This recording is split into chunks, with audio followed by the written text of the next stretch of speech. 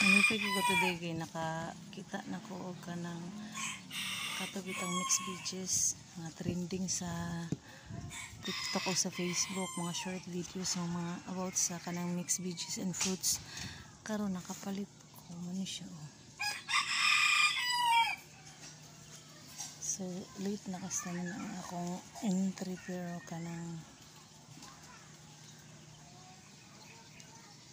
at least matry na.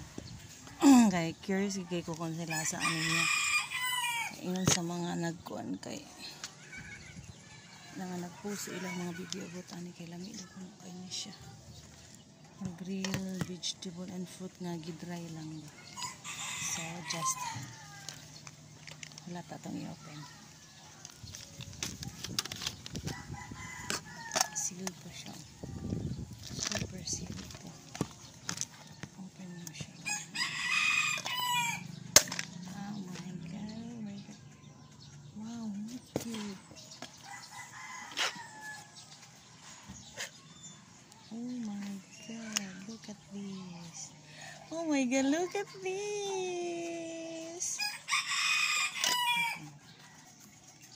Naputol ta kay na nagpalit. So, atong i-continue ang pag-open. Nara!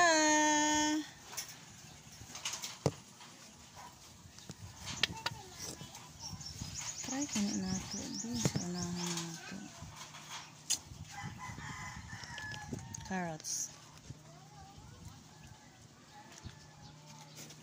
Hmm?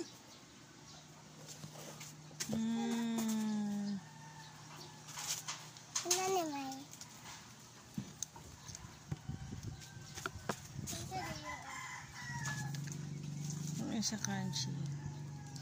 Kunat na siya. Kunat na siya.